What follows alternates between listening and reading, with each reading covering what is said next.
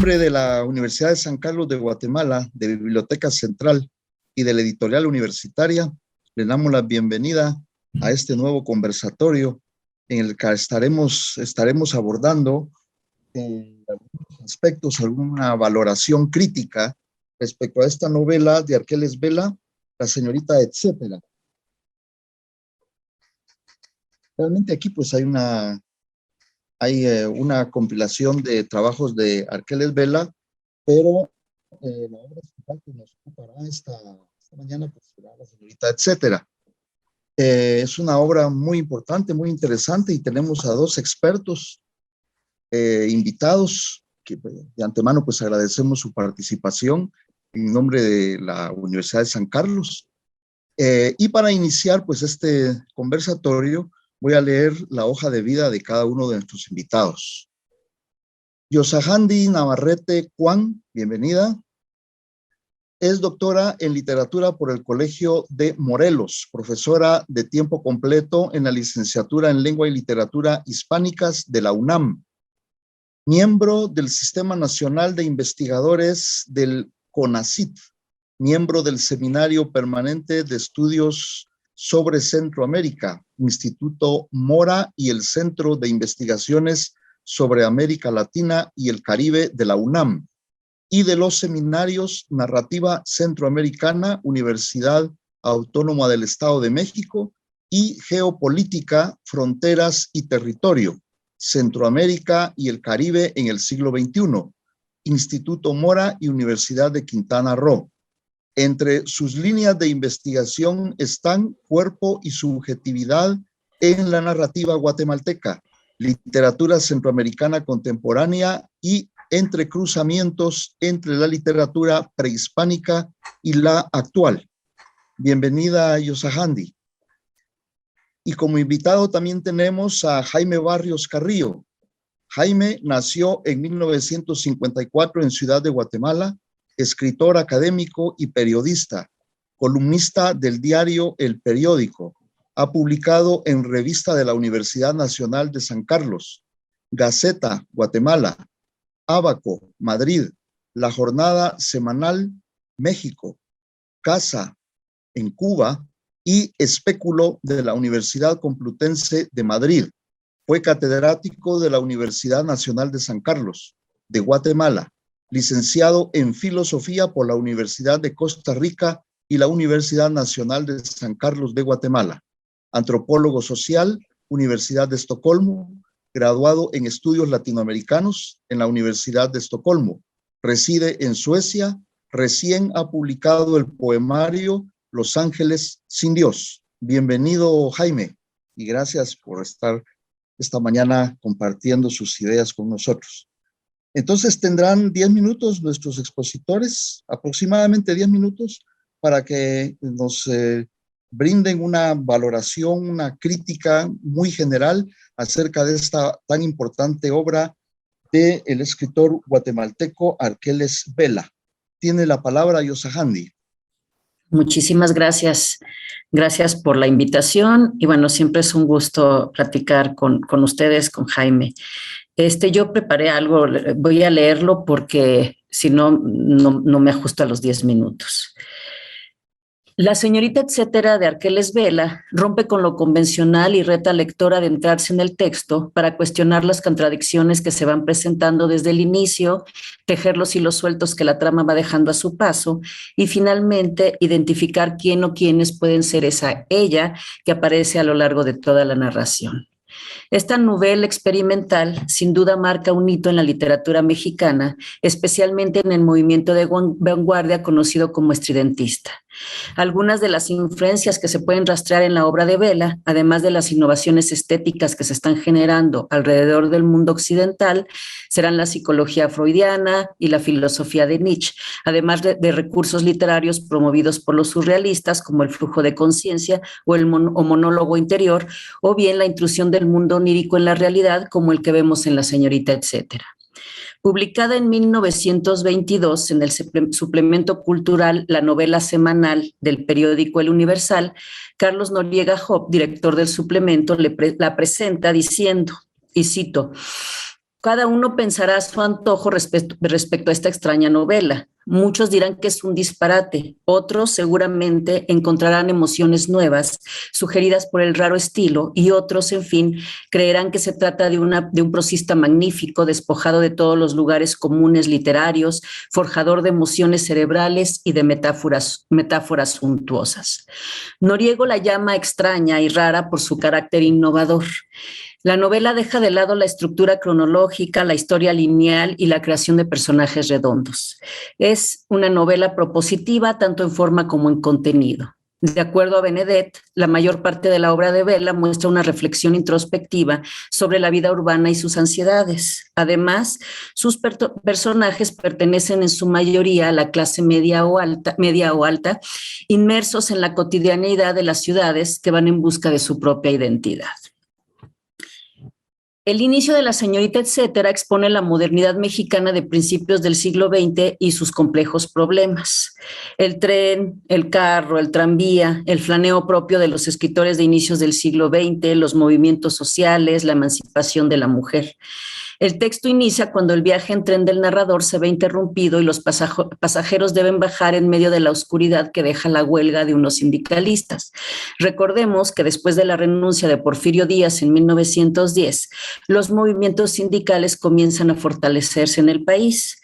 Así, el contexto de la novela nos ubica en una época efervescente marcada por los cambios culturales y sociales, especialmente después de promulgada la Constitución Mexicana de 1916, donde se estipulan la jornada de 8 horas, mejoras salariales para los trabajadores y el derecho a conformar sindicatos y organizar huelgas. Pese a ello, la situación para las clases medias y bajas no había mejorado en los hechos, por lo que se vive en tiempos convulsos. El viaje del protagonista narrador es un viaje iniciático, una búsqueda personal que lo lleva a trasladarse de la provincia a la gran metrópoli en busca del sueño de ser escritor. Se podría decir entonces que los deseos, aspiraciones, miedos y frustraciones se ven reflejados en sus encuentros con ella, así, sin nombre propio. La señorita etcétera, que le da título a la novela, está conformada a manera de un cuadro de Picasso, con múltiples planos, un conglomerado de diversas ellas que poco a poco van cobrando forma a medida que avanza la trama. A cada descripción de un encuentro surge la duda de si ella se trata de un personaje real, un sueño, una fantasía o simplemente una evocación. Con la primera apenas cruza mirada. Él, llevado por un caso de explicable conciencia, aparentemente baja del tren cuando ella aborda. Sin embargo, la narración muestra una serie de contradicciones evidentes. El narrador prosigue. Sin duda, el destino, acostumbrado corregidor de pruebas, se propuso que yo me quedase aquí, precisamente aquí, con ella. El lector no puede entonces dejar de preguntarse, ¿ella también bajó del tren? ¿Se trata de otra mujer con la que se encuentra en el andén? Los diversos acercamientos se suceden en cada momento de la vida del protagonista, aunque muchas veces al describirlos se menciona la incursión de lo onírico en la realidad. Nunca habrá la certeza de si estas aproximaciones solo ocurren en la mente del protagonista o no. Esta idea se refuerza al finalizar el primer capítulo, cuando nuevamente en el tren el narrador nos dice: para asirme más a la absurda realidad de mi ensueño, volví a verla de vez en cuando. El azar nos bajó de un viaje arbitrario y nos acercó sin presentaciones, sin antecedentes. Era pues inevitable y hasta indispensable que siguiésemos juntos. Además, la casi furtiva amistad que enhebramos me había hecho creer que estaba enamorado de ella. De esta forma, Vela presenta una relación sin historia previa, sin vínculos claros, sin la certeza del amor entre ellos.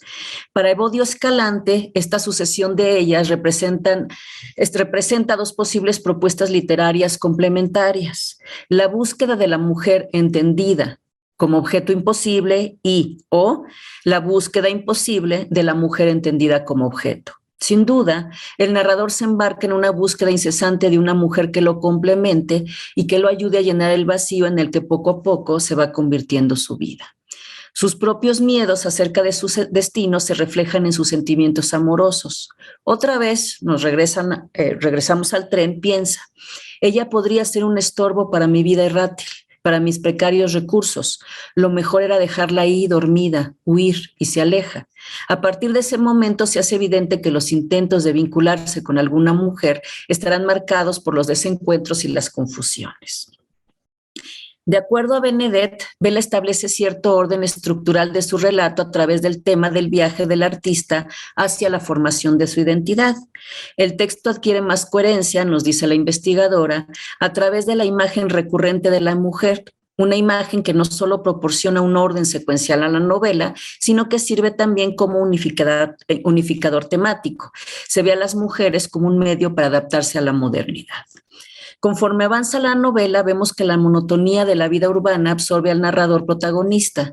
Pasa de trabajar en una oficina en su lugar de origen a hacer lo mismo en la ciudad, y el sueño de convertirse en escritor se aleja cada día. Se convierte en un hombre mecanizado, un papalote de la vida, dice, igual que la mujer que también se ha mecanizado. Lo único que rompe la rutina serán los encuentros con ella, que siempre parece esquiva y lo evade.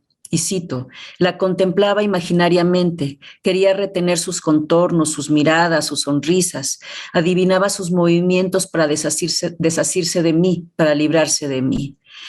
A lo largo de la narración, ella parece ser tan solo una figura fragmentada, inacible. Y vuelvo a citar, no me quedaría de ella, nos dice el narrador, sino la sensación de un retrato cubista. Una pierna a la moda con medias de seda, ruborizada de espejos, la otra en actitud de hinojosa, la insinceridad de sus guantes crema, su mirada impasible, su ropa interior melancólica, su recuerdo con pliegues, se disasociaba en la vitrina de un almacén lujoso infranqueable.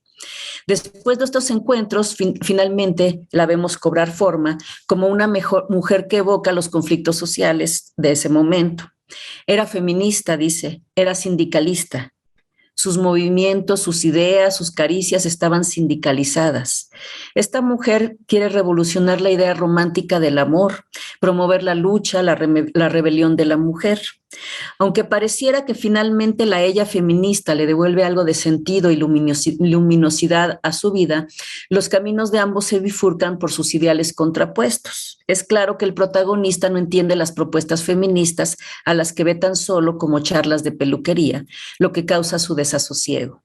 A pesar de que su transfiguración había sido sistemática, nos dice el narrador, yo estaba seguro de que en el fondo ella seguía pensando con los pensamientos míos. Sobreviene el alejamiento y la figura de ella comienza a desdibujarse. Me detuve un instante para explicarme su realidad. Su silueta se había desteñido. El ambiente descolorido en que vivía le daba ese aspecto. Toda ella se había quedado en mi memoria.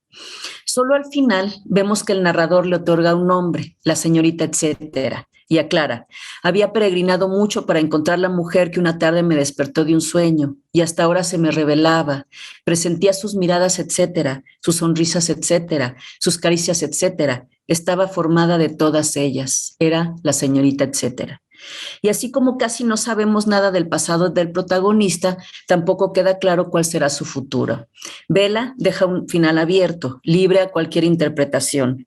No sabemos si esta revelación final logrará que termine su búsqueda incesante de una mujer que lo complemente, como parece sugerir la enumeración omitida en la palabra etcétera, o en realidad la historia que leemos no es más que la imaginada por el protagonista narrador en su viaje en tren, donde ocurre su primera ensoñación con ella.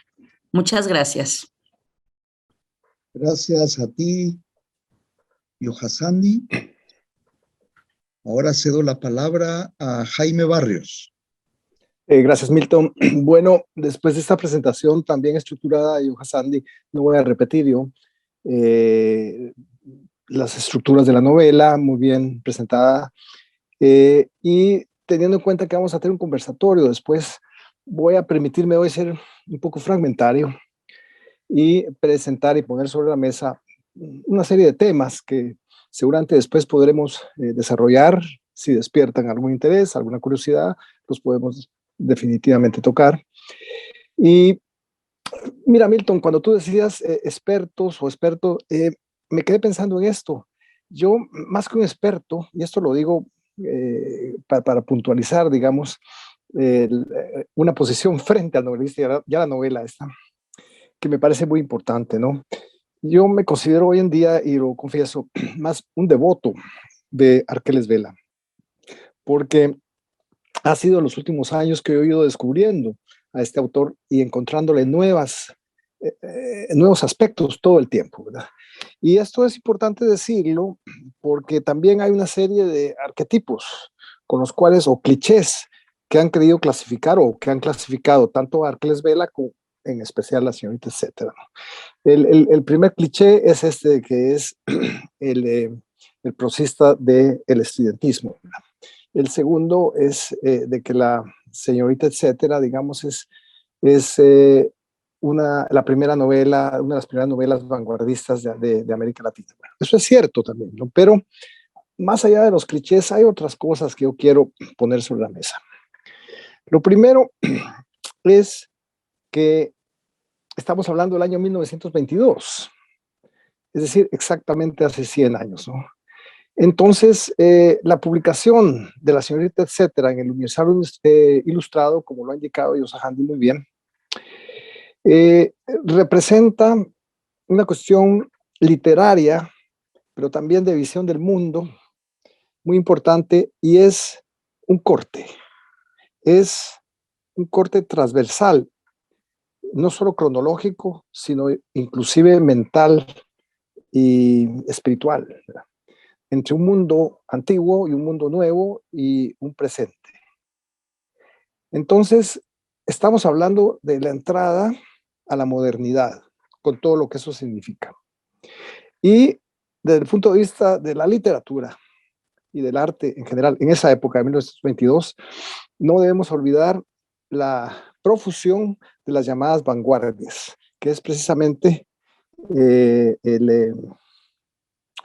una toma de posición, en este caso por grupos, y específicamente hablando del estudiantismo, con manifiestos y con propuestas, tanto en esos manifiestos como en las obras que van a ir desarrollando. Y el año 22 es un año muy especial, ¿no? Se le conoce como el Annus Mirabilis, porque es un año en que suceden maravillas, ¿verdad? Dentro de la literatura. Se publica el Ulises de Joyce, por ejemplo, se publica toda una serie de obras fundamentales, tanto para la literatura universal en general como para la literatura latinoamericana. Por ejemplo, se publica el Trilce, que es el poemario de Vallejo, que es una obra pues rupturista definitivamente. Y podríamos mencionar muchos ejemplos de obras publicadas ese año. Pero digamos que ese año parteaguas de 1922 ve la señorita, etcétera, ve la luz en un momento en que la narrativa latinoamericana, yo diría iberoamericana, para incluir España, venía arrastrando una muy pesada carga de lo que hoy se conoce como realismo. Realismo e incluso naturalismo, que es una variante del realismo también extrema. Y venían las influencias muy evidentes de Benito Pérez Galdós, por ejemplo, en España, con su novelística, sus episodios nacionales, ese tipo de narración en cual la novela encontramos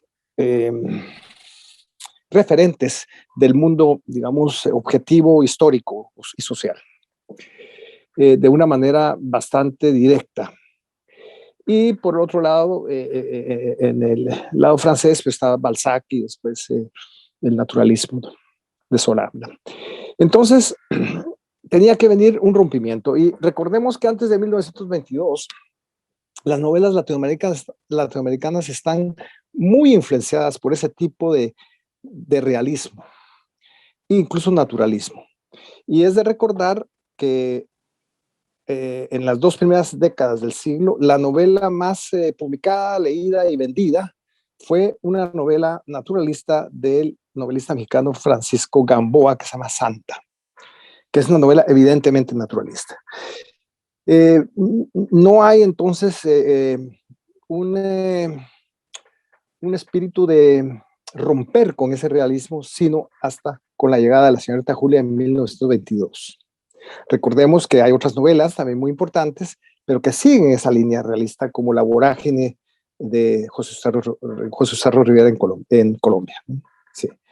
Entonces, aquí tenemos un primer elemento. Con la publicación de La Señorita, etcétera, hay un rompimiento y ya se mencionó los estridentistas. Mencionemos más al sur, en Sudamérica, en Brasil, la Semana de Arte Moderno de Sao Paulo, que se hace en 1922, donde el principal impulsador es el poeta Osvaldo de Andrade y su esposa Tamar de Amarsil, y que parten de un movimiento también vanguardista, ¿no? Que llaman antropofágico. Y tienen una revista que se llama así, casi quiere decir caníbal, pero ellos lo que quieren decir es que no rechazan la cultura occidental, como se llama, sino hay que comérsela, dicen ellos, para digerirla y entonces formar algo nuevo y propio en la cual entra también el mundo precolombino. Bueno, esa es la idea. Pero volvamos a este concepto de la modernidad. Y aquí es importante hacer una distinción de nomenclatura, pero importante, ¿no? Y es que no es lo mismo modernidad que modernismo en el caso de Hispanoamérica e Iberoamérica. Mientras que en Brasil sí es diferente, ¿no? Porque el modernismo, como dice la Semana Moderna de Sao Paulo, está hablando en realidad de las vanguardias. Y a nivel de la crítica europea y del el desarrollo de las vanguardias europeas, se habla del modernismo europeo precisamente con este surgimiento de las vanguardias que hemos dicho, tienen sus manifiestos, tienen sus miembros con un sentido grupal y de identidad. En este caso, el estudiantismo en México y es el caso de Brasil también que hemos mencionado, en Argentina el ultraísmo. Entonces, en Brasil, ese modernismo coincide plenamente con el modernismo europeo, es decir, se trata de las vanguardias. Mientras que en América Latina las vanguardias se alejan del modernismo de Darío, de Gómez Carrillo, ¿no? Y surgen en sus diferentes variantes, ¿verdad? Fundamentalmente el futurismo primero, que va a influenciar de alguna manera al dadaísmo, al estudiantismo, aunque se van a diferenciar y los mismos estudiantistas van a rechazar tener una identificación con ellos, y después fundamentalmente el surrealismo. Y bueno, hay otros, ¿verdad? El dadaísmo, el surrealismo, el concretismo, todas estas vanguardias, ¿no? Entonces, ese es un punto de vista, yo creo que importante para ubicar el marco de la publicación de La Señorita, etcétera. Ahora bien, agreguemos algunos elementos que hacen que esta novela se diferencie de ese realismo, ¿verdad? Y es precisamente esa entrada fragmentaria, si se quiere, pero entrada al fin y al cabo a un mundo que se percibe no inmediatamente como un reflejo de la realidad objetiva de la novela galdosiana, ¿verdad? Que ahí encontramos los referentes históricos muy claros, e incluso las novelas realistas mexicanas después, como de Mariano Suela, etc. No, aquí encontramos algo que implica un rompimiento, y ese rompimiento no puede ser más que una subversión de la realidad. Y entonces esa subversión de la realidad, que después se llamará fantástico y que se desarrollará plenamente con Borges, y otros lo llamarán lo real maravilloso, como con Caro Cantier y el realismo mágico, pero aquí ya tenemos un embrión de romper esa tradición realista. Y por esta razón, a mí me parece muy interesante lo que dice el profesor español Jorge Mojarro Romero, de la Universidad de Santo Tomás de Manila, que es un doctor en literatura español que vive ahí y que dirige la cátedra de español, y dice textualmente que Arqueles Vela inaugura una nueva poética de narrar en Latinoamérica y quizás en la lengua española. Dice quizás, ¿no? Pero esto es muy fuerte decirlo. Y después la alemana Katharina Neimer, de la Universidad de Hamburgo, ella considera que La Señorita, etcétera, es la primera novela vanguardista hispanoamericana. Y que es el año 1922, el año de la vanguardia en Europa y Latinoamérica. Y bueno, hay toda una serie de profesores que hoy en día, y profesoras, están estudiando a Arqueles Vela, y en España se ha visto el descubrimiento que Arqueles Vela es mucho más que el estridentismo, ¿verdad? Arqueles Vela escribe una novela que no llega a publicarse sino hasta de manera póstuma, que se llama La Intransferible, en Madrid en 1925, y que es realmente una novela que, bueno, él ya la trabajaría seguramente porque se publica en 1977, pero ahí él la mantuvo inédita hasta el año de su muerte, que se publica después como póstuma, pero ahí encontramos todos estos elementos de cambio que ya están en La Señorita Etcétera, ¿no? Y encontramos esa expectativa y al mismo tiempo ese impacto por lo nuevo. Lo nuevo es algo que está presente como un desafío constante, tanto para el narrador como para el lector, ¿verdad? Y vamos a encontrar toda una serie de elementos que hacen de esta novela de La Señorita Etcétera y de las otras novelas de Arqueles Vela obras narrativas que significan un gran paso adelante en la novelística iberoamericana. Por ejemplo, el uso del yo como narrador, ¿verdad? En primera persona, lo fantástico, ¿verdad? Que eso ya lo señala Donald Shaw, incluso en Arevalo Martínez, que ahí empieza, a Rafael Arevalo Martínez, ahí empieza a haber un rompimiento, ¿verdad? Como el hombre que parecía un caballo. Entonces, es muy interesante eso mencionarlo, ¿no? Como estos dos guatemaltecos son unos grandes precursores en esto. Y es una novela urbana también, porque recordemos que La Señorita Etcétera está tratando precisamente, como lo indica Yosandi, de cómo llega de la provincia a la gran Ciudad de México y todo lo que pasa ahí. Mientras que la novelística anterior o casi contemporánea es una novelística muy de la naturaleza, se puede decir, ¿verdad? No es estrictamente una novelística urbana, aunque hay algunos ejemplos, pero recuerden ustedes, la ya mencionada, la vorágine es la selva, ¿verdad? Entonces, esto también es una cuestión muy novedosa. Bien, esta idea de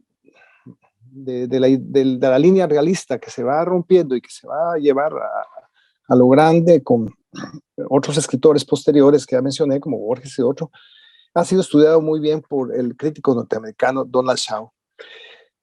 Y para dejarlo aquí, para que podamos conversar más bien, y les repito, esto ha sido fragmentario, pero es profeso. Es muy interesante ver que en la línea de desarrollo de la narrativa latinoamericana, con sus grandes novelas que constituyen parteaguas en determinados momentos de la historia, La Señorita Etcétera ocupa un lugar central y fundamental, como lo han señalado ya estos críticos que he mencionado.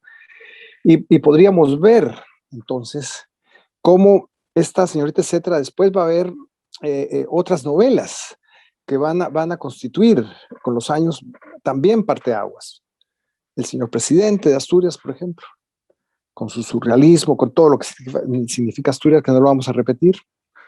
100 años de soledad, con García Márquez ya mucho después, y Los detectives salvajes de Roberto Bolaño. Y quiero terminar mencionando a Roberto Bolaño, porque Roberto Bolaño ha sido uno de los primeros grandes reconocedores, por así decirlo, de Arqueles Vela, y eso es importante decirlo por la importancia que tiene el nombre Bolaño, pero también por la importancia de su propia novela.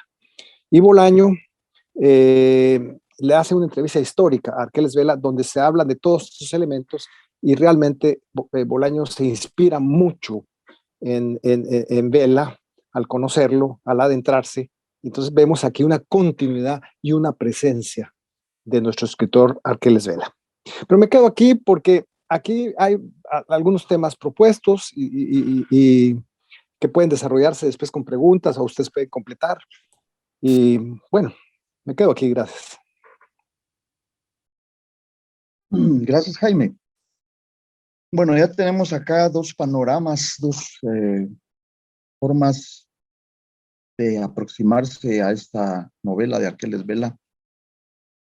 Y por lo que decías, Jaime, de que te pones a pensar cuando decimos que hay expertos sobre la obra de Arqueles Vela, yo creo que una obra como la de Arqueles Vela, la que comentamos hoy, cuando se acerca al crítico para comprenderla, creo que pierde su esencia, porque desde mi punto de vista yo me quedo con ese sueño, con esa recuperación de esos espacios que la ciencia en crisis, la ciencia occidental en crisis, afortunadamente no ha ocupado bien, que es ese ámbito de lo onírico, el ámbito de lo irracional, que creo que todas las vanguardias se corren hacia ahí, ¿no? Reclamando un espacio que la ciencia y la técnica no pueden abordar, precisamente por su carácter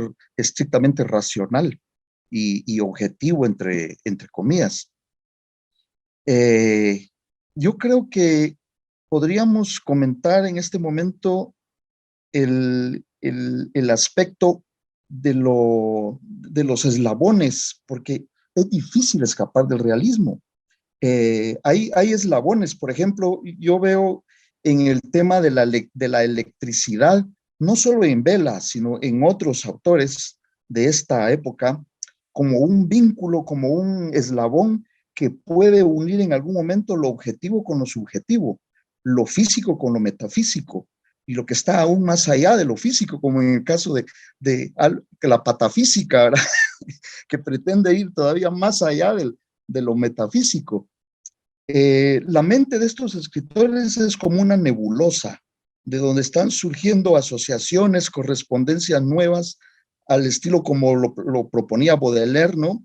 De fundar nuevos símbolos, de recuperar, de refundar nuevos símbolos, y su mente está trabajando como una nebulosa, buscando nuevas correspondencias, nuevas asociaciones entre lo objetivo, lo subjetivo, lo onírico, lo real, etcétera. Y por eso es que yo creo que el realismo mágico es un concepto mal puesto, ¿no? Porque cuando se habla de realismo mágico, es realismo. No hay fuga del realismo, sino que seguir elaborando otro tipo de realismo, pero en el caso de Arqueles Vela creo que no. Las determinaciones, por ejemplo, en Asturias hay muchas determinaciones, ¿no? Podríamos mencionar la determinación ideológica, la determinación prehispánica, antropológica, etcétera. Pero Arqueles Vela tiene menos determinaciones en la elaboración de su obra. Entonces, mi pregunta es, ¿en qué medida Vela propone algo diferente, nuevo o complementario a las corrientes vanguardistas europeas desde Hispanoamérica?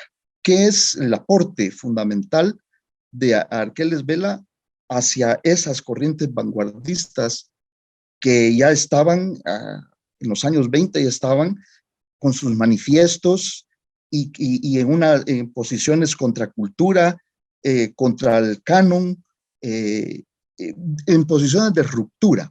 ¿Qué es lo que Arqueles Vela propone? No intencionalmente, ¿no? Sino a través de su trabajo estético, porque yo sí encuentro un aporte muy importante, muy significativo, que lo hacen diferente a casi todos los autores vanguardistas de su momento. Y yo creo que aquí hay algo valioso que un crítico, un estudioso de la literatura podría detectar como algo, como un aporte desde Hispanoamérica a esas corrientes de vanguardia universales. ¿Qué nos puedes decir, Yosahandi? Bueno, más allá, digamos, de lo onírico, de lo fragmentario, de la representación de la ciudad, creo que una de las cosas interesantes que hace Vela es hablar del espacio hispanoamericano. Por ejemplo, habla de las ciudades del Golfo, habla de una metrópoli, nunca dice que es la Ciudad de México, estoy hablando solo de la señorita, etcétera, ¿no? Porque después, por ejemplo, en Luz Vela ya vamos a tener otras ciudades como París, como México, etcétera, ¿no? Y hablar, por ejemplo, en este caso, que a mí me pareció muy interesante sobre cierto, o sea, nada más las hilvana, no llega a desarrollarlas, pero por ejemplo, cuando empieza a hablar sobre el feminismo, cuando habla de los movimientos sindicales que son propiamente en este momento histórico de México, hasta la ruptura, digamos, de esta construcción bohemia de la identidad del protagonista, ¿no? Que termina cayendo en lo monótono, eh, la concepción amorosa, esta idealización que la mujer rompe, etcétera. Yo creo que hay muchos elementos en Arqueles Vela que no vamos a ver en otros escritores, ¿no? Pero creo que anclar esta parte onírica en situaciones sociales concretas es lo que le da una originalidad muy interesante. Gracias, Yohasandi. Tiene la palabra Jaime.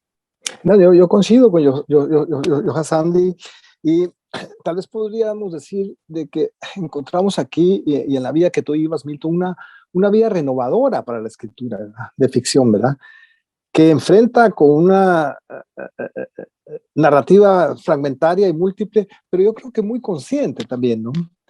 Es decir, hay un rompimiento evidente.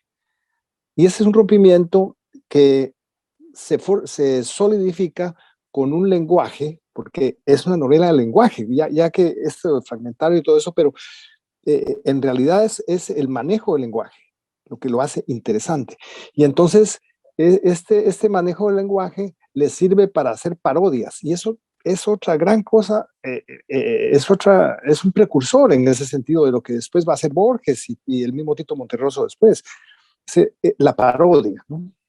Y aquí salgamos un poquito de la señorita etcétera, agarremos otras obras, como por ejemplo un crimen provisional que se publica también por ese tiempo y que se suele decir que es la trilogía La señorita etcétera, El café de nadie y un crimen provisional. Porque un crimen provisional, en el año que se publica, en 1923 o 24, años después, es una policíaca. O sea, es una novela de policíaca que para su época es muy avanzado eso. Ahora nos parece muy normal, ¿verdad? La poema, la novela negra, La semana de Gijón, la novela policíaca sueca, en fin. Pero pongamos en esa época de 1922, 23, 24, escribir una policial en esa época es realmente una cosa, para mí, extraordinaria, ¿no?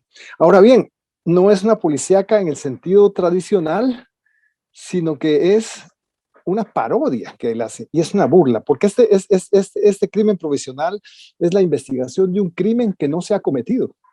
Entonces, ya solo eso resulta bastante interesante, ¿no? Entonces, así yo voy encontrando marcas donde la vanguardia se hace presente, ¿verdad? En esa necesidad de lo nuevo, que decía, una nueva ortografía, una nueva caligrafía, e incluso un uso de esos caligramas famosos que usaba Apollinaire, lo encontramos también en la señorita etcétera. No hay demasiados, pero hay algunos caligramas en la señorita etcétera y otras novelas. Entonces, esas son marcas de vanguardia, ¿no? Y una cosa muy interesante es que en esta novela póstuma que yo mencioné, El intransferible, y es esa cuestión metafísica, Milton, que tú mencionabas, ahí hay una cosa muy interesante. ¿Qué es lo que no se puede transferir, no? Porque esto de la realidad no se trata de un realismo, digamos, en cuanto a reflejo o proyección, porque todo es realismo en el fondo, ¿verdad?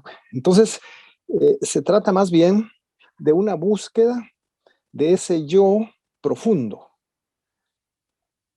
que se ubica ante el mundo, que es evidentemente objetivo y habla de ese mundo, de alguna manera hay marcas, pero también lo hace desde la subjetividad, ¿no? Entonces, eso es muy importante, me parece, en esto, porque lo encontramos de manera grandiosa y majestuosa en el Ulises, de manera pues muy sucinta en La señorita etcétera y otras novelas, pero está esa problemática del yo profundo y el mundo objetivo, usando el lenguaje.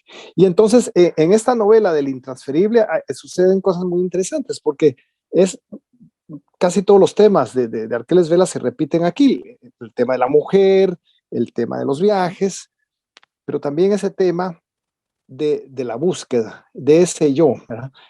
¿Y qué es lo que no se puede transferir? Y ese es el problema, digamos, que se plantea a nivel ontológico, metafísico. No se puede transferir, es un poco fenomenológico, diría yo. Hay algo ahí casi noúmeno, kantiano, no sé, por mencionarlo de alguna manera. Hay algo ahí que no se puede llegar, ¿verdad? Que nadie puede llegar, pero que todo el mundo se quiere acercar a él. Hoy en día hablan mucho de eso los lacanianos y todo, y que el deseo y todo eso, pero ahí en Arqueles Vela encontramos muy conscientemente este tipo de construcciones, además de las cuestiones que son realmente precursoras de la nueva narrativa. Solo voy a dar un ejemplo. Por ejemplo, en Borges se habla mucho de estas parodias. Borges inventa citas a pie de página y al principio nadie se da cuenta pero esto muy conscientemente hecho. Pero ya en Arqueles Vela, que es anterior a Borges, ya encontramos este tipo de métodos. Lo que pasa es que no se le ha reconocido, no se le ha estudiado suficientemente. No lo estoy comparando con Borges, estoy diciendo que es un precursor de todo esto. Y un ejemplo muy concreto es el uso de epígrafes, sobre todo los epígrafes en alemán que utilizan esta novela de El Intransferible, que está, cada capítulo empieza con un epígrafe en alemán de una obra que está en alemán, que es algo así como Die Unauffinsbarhandschrift. Bueno, en alemán no sirve, ¿verdad? Pero en español quiere decir la palabra que no se puede rastrear. Claro que esa obra no existe. Y yo no he encontrado todavía, y eso me parece muy interesante, una obra que se llame así, porque además no aparece un autor. Y en esto no parecen haber muchas reacciones todavía, pero yo espero que esto se vaya analizando un poco más. Cómo ese uso de los epígrafes es fundamentalmente para definir lo precursor de todo lo que después se hizo con nuestros inventos y que Bolaño lo usa mucho también. Bueno, no sé si respondo a tu pregunta, pero... Y también la pregunta, a veces estas preguntas resultan un poco gratuitas o no sé si ociosas, porque al fin de cuentas un escritor es siempre una mente o una intención universal.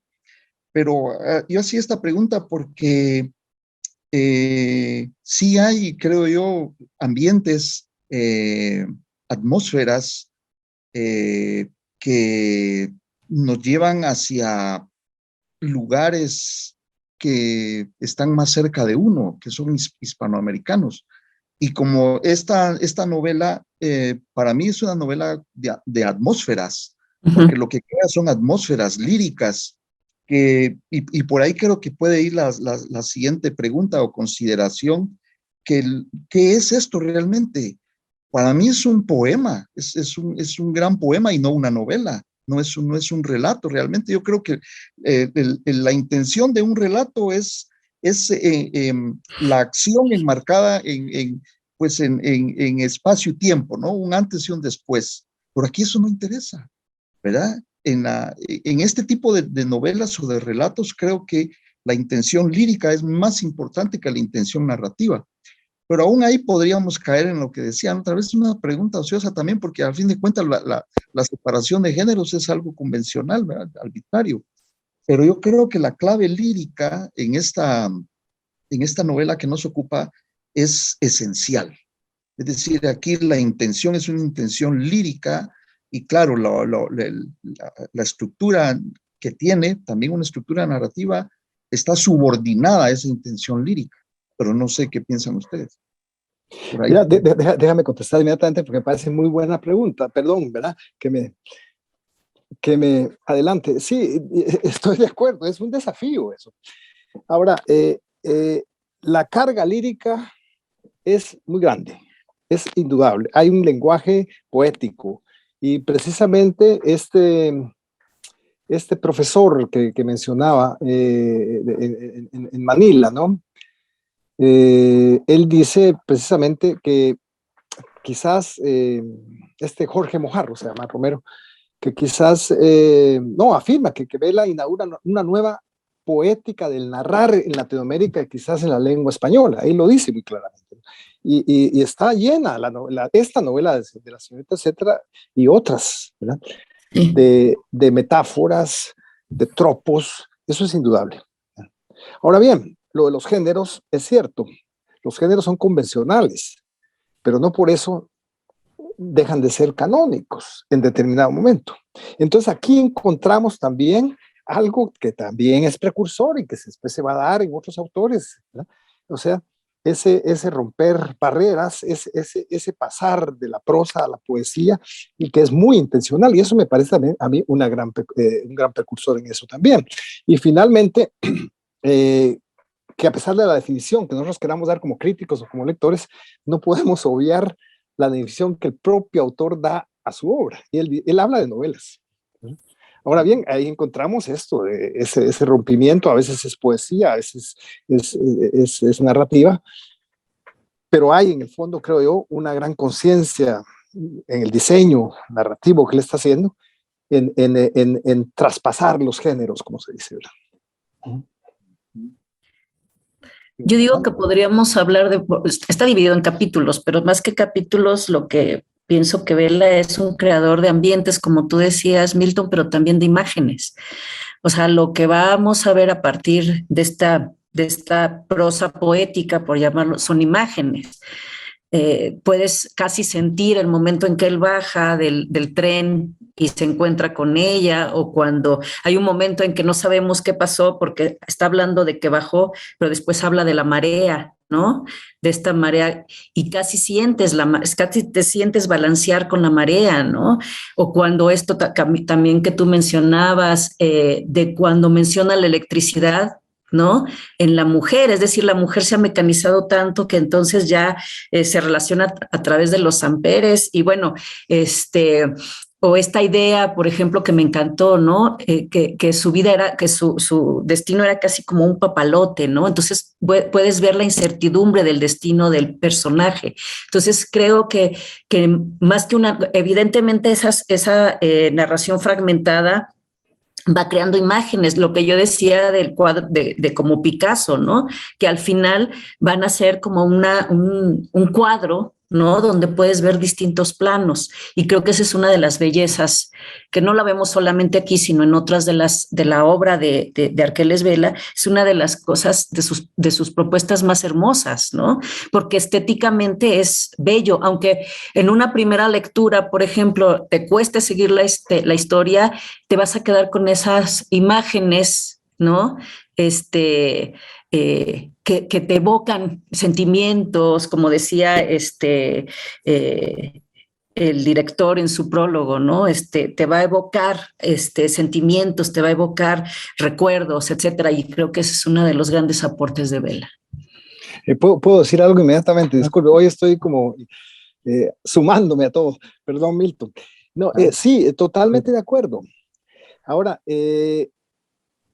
hay que ver también de que hay una intencionalidad del autor, eso no lo podemos olvidar, aparte de la interpretación que nosotros queramos darle.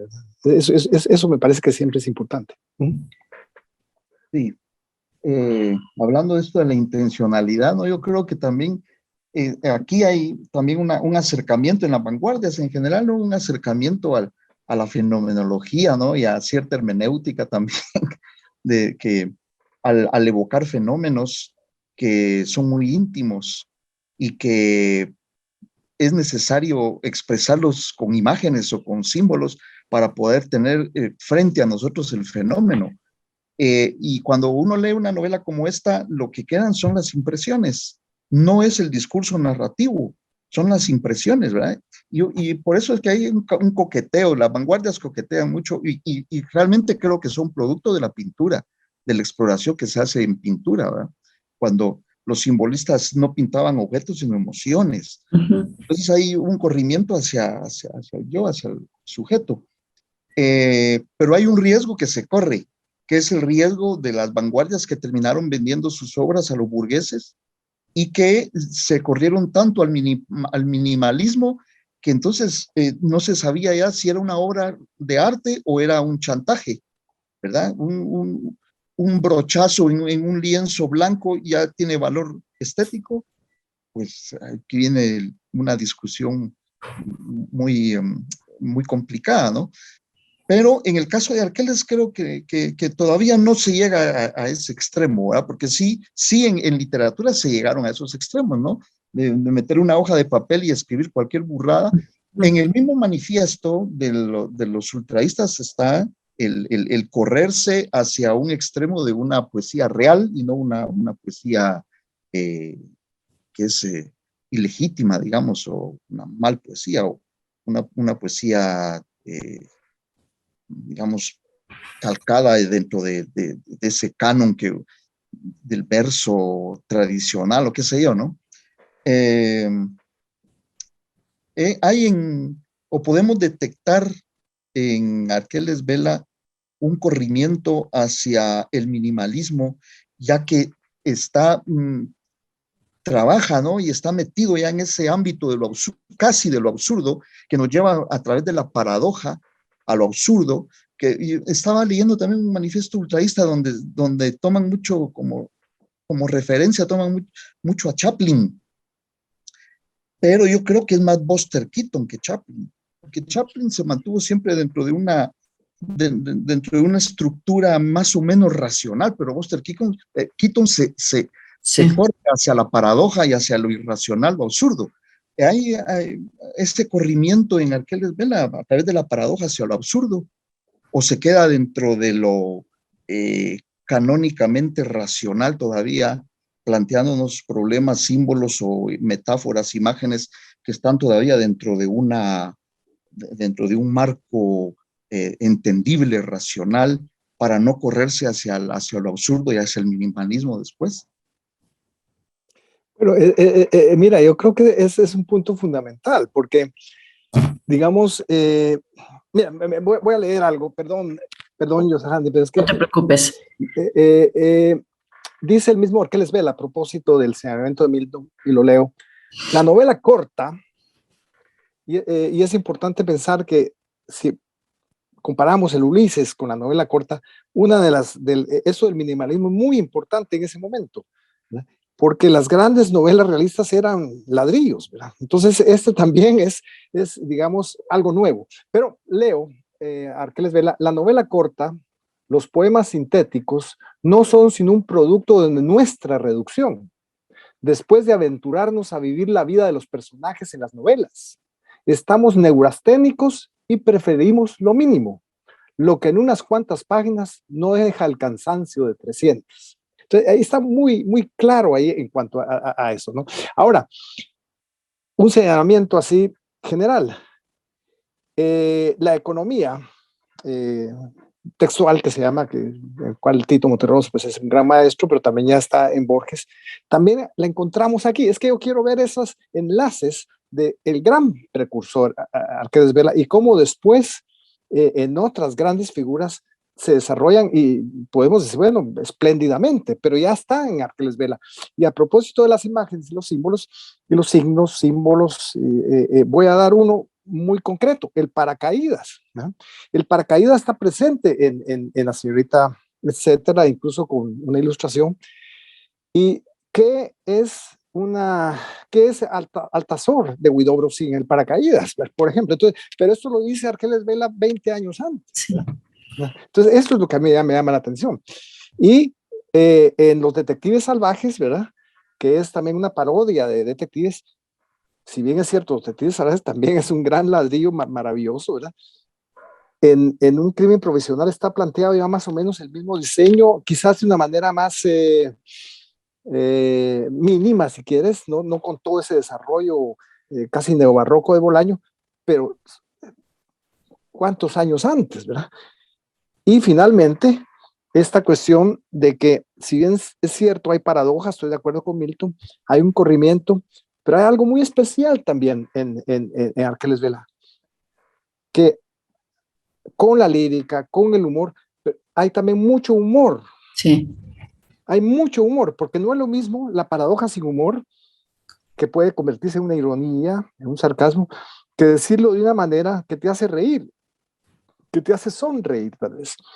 Y en ese momento, te descubres que estás viendo una anomalía por todo lo que está contando en esas imágenes. Entonces te hace pensar. Entonces, otra cuestión que después se va a desarrollar muchísimo después. Entonces, yo insisto en ver elementos en La señorita, etcétera, y otras obras de Vela como elementos precursores después de la gran literatura iberoamericana.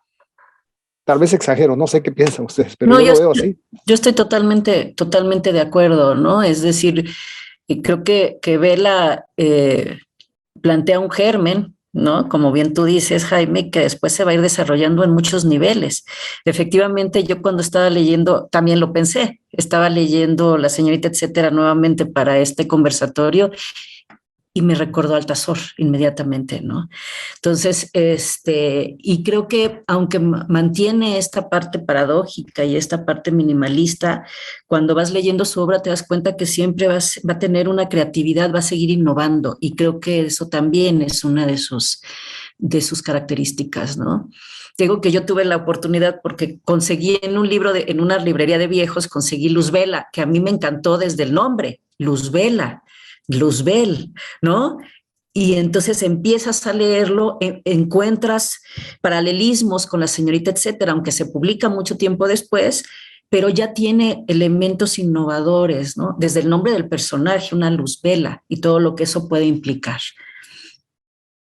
Y yo comparto totalmente la idea de que es una novela, una forma de narrar innovadora. Yo no me había acercado a Arqueles Vela hasta ahora con este conversatorio y desde un tiempo un poco más atrás que creo que Jaime me la comentó en algún momento, pero considero que sí hay ahí una innovación, una propuesta que cuesta detectar en la primera lectura. Como bien lo decía yo Hassandi, ¿no? Citando a un crítico que no recuerdo en este momento, que esta novela, esta forma de narrar, o la desprecias totalmente o reconoces que hay realmente cosas muy valiosas en esta forma de narrar. Yo considero que se adelanta, es precursora de cada, cada párrafo es propositivo, cada estructura, digamos, sintáctica, tiene una densidad propositiva que a veces lo desconcierta a uno porque la mente te golpea la mente y dices, bueno, ¿por dónde va? ¿Cuál es aquí, no? Y te tienes que quedar a veces solo con la primera impresión, que es lo atmosférico, el sueño, esa vaga imagen que se te forma con 2 o 3 renglones que uno lee en un párrafo, y entonces creo que ahí está lo propositivo. Ahora, en literatura muchas cosas vuelven, pero de diferente manera, ¿no? Yo veo que la forma de narrar, al menos en la Edad Media y saliendo de la Edad Media, con, por ejemplo, el Orlando Furioso, que es una obra que a mí me encanta tanto, es también así, ¿no? Flashazos, donde lo narrativo no tiene la importancia que tiene en una novela estrictamente realista, ¿no? No, que son flashazos y te dejan imágenes y aparecen personajes y desaparecen, se ocultan por mucho tiempo y te vuelven a aparecer. A mí me parece una forma de narrar también impresionante que va mucho con esa percepción que el hombre ha adquirido desde mediados del siglo XIX, que va abriéndose hacia lo subjetivo, hacia el yo, hacia otros niveles de realidad que han estado ocultos, despreciados, reprimidos, y que el arte afortunadamente ha sido capaz de desvelizarnos para fortuna de los humanos, ¿verdad? Bueno, como el tiempo se nos ha hecho un poco corto, vamos a ver si hay preguntas de parte del público. Pueden levantar la mano, la manita, están aquí presentes, o bien a través del chat. Mientras tanto, yo los invito a acercarse a esta novela en lo que vemos si hay preguntas a partir de quienes, bueno, ahora con el mundo digital, los invito a entrar.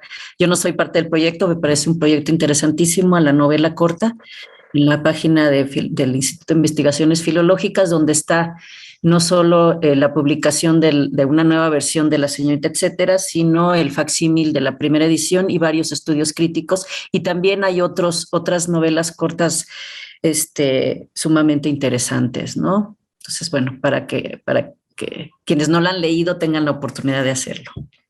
Gracias. Yo solo quiero señalar que tenemos hoy la grata presencia de Carla Acuña Vela, que nos mira desde Madrid y que es descendiente de Arqueles Vela, es hermano de su abuelo David Vela. Carla, mucho gusto de verte. Hola, ¿qué tal? Buenas noches, buenas tardes a todos. El gusto es mío. Qué conversatorio tan exquisito, qué nivel, y la verdad es que me he nutrido muchísimo de todas las opiniones que han tenido. Gracias, Jaime, gracias a todos por llevar a cabo este conversatorio y por invitarme. A mí me encanta la novela, me hace como subirme a un juego dentro de un parque de atracciones, pero un juego rápido, que empieza, sí, que se acaba rápido y que tiene muchas emociones, como un tío, no un tío vivo que da vueltas y que sube, no, sino una emoción en un chispazo. Yo no sé si es muy atrevido lo que voy a decir, pero y yo leí hace poco otra vez La Señorita Etcétera, gracias a Jaime, porque yo la había leído hace tiempo, pero con la edad va cambiando la forma, los valores, como todos sabemos. Y la última vez que la leí, me recordó un poco a un inicio que tiene Stefan Zweig cuando empieza a narrar un tema de una locomotora que insiste y describe la locomotora, el ruido, el humo, cómo va yéndose la locomotora, siempre tan cargado de nostalgia. Aquí la nostalgia tal vez no es lo primero que salta con Arqueles Vela, no es, digamos, el matiz más a flor de piel, la nostalgia. Tal vez hay un montón de temas o subtemas que están más a flor de piel en el libro, pero muy rebuscado, como decían ustedes hace un momento. Yo sí siento que está lo que buscamos todos, ¿verdad? La búsqueda del ser, el quedarse solo, el perder a la pareja, ese mariposeo que tenemos en la boca, el estómago, ya sea cuando encontramos al ser amado o cuando nos despedimos de él, ese vacío en la boca, el estómago, o los nervios de encontrarla o no encontrarlo, ¿verdad? No llegando a la ansiedad, como el personaje del túnel, que eso era ya una obsesión, pero yo sentí eso, y para mí fue un viaje, una locura, como subirse a un juego. Me gustó mucho y estoy muy agradecida con ustedes. Muchas gracias. Gracias, saludos, Carla. No, gracias, mucho gusto. Un privilegio tenerte aquí entre el público y tu participación muy, muy importante también. Gracias. Bueno, les dejo 2-3 minutos para que redondeen su exposición y dar por concluido este conversatorio. En vista pues de que no hay ninguna manita levantada por acá. Entonces, en 2 o 3 minutos pueden hacer o formular las últimas consideraciones en relación a esta grandiosa novela de Arqueles Vela. Tienes la palabra, Yoshahandi. Yoshahandi. La culpa es de mis papás por ponerme un nombre tan difícil. Ahora, Yoshahandi. Yoshahandi. Bueno, yo creo que evidentemente en 10 minutos no puedes abarcar todo lo que implica La Señorita Etcétera, ¿no? Todos las distintas, los matices de la narración del personaje o los personajes de ella. Bueno, le llamamos así, o de La Señorita Etcétera, que en realidad son muchas mujeres, pero efectivamente, como decía Carla, ¿no? es un viaje y creo que parte de que mencione el tranvía, quizá un navío por ahí, el tren, el carro, el caminar por la ciudad, es justo esa parte de la búsqueda, no solo de la propia identidad, sino de una relación amorosa imposible. Y por eso va pasando de una a otra mujer, ¿no? Y creo que eso por ejemplo, es súper interesante. También la representación de la ciudad, que tampoco lo mencioné porque no daba tiempo, pero la representación de la ciudad como un torbellino que por un lado te ofrece muchísimas oportunidades y que lo vamos a ver después en otros escritos, por ejemplo, es una de las características del modernismo, ¿no? Esta idea de la ciudad, ¿no? Como personaje, y que creo que lo vemos en La Señorita, etcétera, donde especialmente en esa parte donde va caminando, por ejemplo, y ve la luz del semáforo que hace que se confunda con la figura de la señorita, y va caminando y va viendo los carros y va viendo, y cómo ese vértice que representa la ciudad, al mismo tiempo que te ofrece muchas cosas, te absorbe tanto que se convierte imposible, ¿no? Lograr los sueños. En este caso, él quiere ser un escritor, ¿no? No me dio tiempo de hablar sobre eso, ¿no? Entonces, la ciudad como algo que te mueve, pero también algo que te impide y que te va volviendo un ser mecanizado, ¿no? Nada mejor que cuando se encuentra con esta mujer que ya está totalmente mecanizada, ¿no? Entonces creo que esa parte de la ciudad, la idea del amor imposible, la búsqueda del yo, entonces creo que fue bien, son otras de las aristas con las que se puede ver esta nouvelle, le dicen por ahí, ¿no? Por su brevedad. Gracias, Yosahandi, Sí. por la palabra Jaime. Sí, no, yo vuelvo a decir que estoy muy emocionado y quiero volver a Bolaño nuevamente. Y una idea que me viene dando vueltas y que la he como confirmado hoy es un poco en la línea que iba Milton, y que yo lo llamaría los embriones de Arqueles Vela, pero que son un poco más de embriones, ¿no? Y que los vemos reflejados en obras posteriores, en autores posteriores, y eso me parece que lo agiganta. El estridentismo, en términos generales, tuvo su momento, era una cuestión muy del presente, es por eso decían que no querían nada con el futurismo, y además era muy contestatario y provocador, pero fue cayendo a los ojos, digamos, de esa crítica más canónica, y ya no le reconocieron como que hubiera producido grandes obras, un poco así como decir lo que hizo, y volviendo a lo que decía Milton, lo que hizo Duchamp no es nada, eso es una tomadura de pelo, ¿verdad? Pero otros pueden decir no es una genialidad, pero el estudiantismo fue bajando de canonjía. Yo creo que jamás llegó a ser realmente una vanguardia así que tuviera un rango, digamos, dentro del statu quo crítico y literario, pero sí, se mostraron. Lo digo porque la poesía en Arqueles Vela existe, pero ya se ha dicho muchas veces, él realmente es un poeta menor. Sus obras poéticas están todavía muy metidas en el casquete modernista, ¿verdad? En cambio, sus grandes aportes líricos están ahí en sus novelas cortas, por un lado. Y entonces recordemos que Bolaño también fue poeta primero y tampoco fue un gran poeta, a mi modo de ver, ¿no? Bolaño es un gran narrador, un gran novelista, pero no un gran poeta. Entonces, ese encuentro de Bolaño con Arqueles Vela es muy interesante por la influencia que tuvo Bolaño al conocer a Arqueles Vela y por esa entrevista que le hizo cuando Bolaño era un poeta desconocido, pero además de eso hacía sus pinos en cierto periodismo cultural en México, ¿verdad?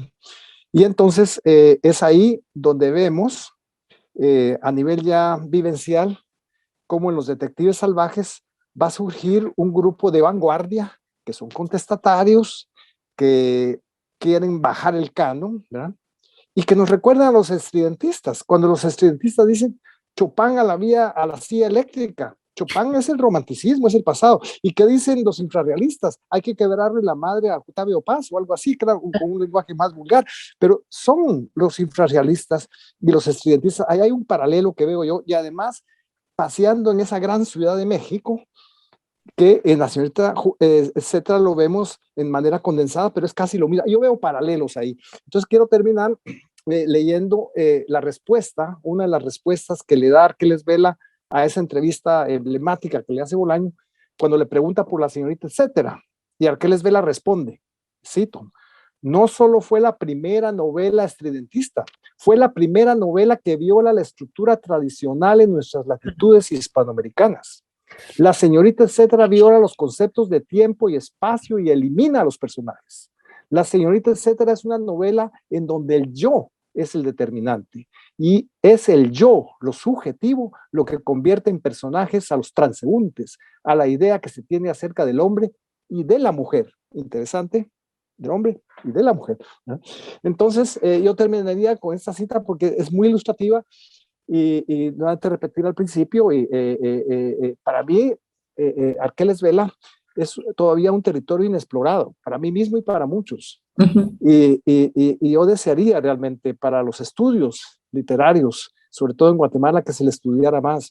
Yo quisiera ver tesis, yo quisiera ver artículos, ¿verdad? Porque vale la pena ese autor por ser un gran precursor y creo que estamos en deuda académicamente con él. Pero a ustedes, yo les quiero agradecer muchísimo a todos, a Roberto por la invitación, a Milton, y les repito, estoy muy emocionado este día que estamos celebrando los 100 años de la señorita etcétera. Gracias. Bueno, pues gracias. Gracias a todos. Y como es difícil en el ámbito artístico separarse de una tradición que pesa, porque el arte es uno, y entonces la tradición pesa. Yo creo ver también en este relato de Arqueles Vela un viaje como el de Dante, en donde la señorita etcétera es una nueva Beatriz que está jaloneando, ¿no?, al autor a que haga un recorrido nuevo a través del arte y a través de la creación artística, ¿no? Es otra verdad, no es la verdad científica, no es la verdad tecnológica, es la verdad del artista que debe ser una verdad más radical que la verdad científica. Entonces, quiero agradecer a Yosahandi Navarrete Juan y a Jaime Barrios por su participación y, por supuesto, agradecer, como siempre, a Roberto Cifuentes, a Yolanda Santizo y a Belisario Reynoso, que sin ellos estos conversatorios no serían posibles. Muchas gracias y a leer a Arqueles Vela entonces. Muchas gracias, Jaime. Muchas gracias. No, muchas gracias a todos. Gracias. Muchas gracias.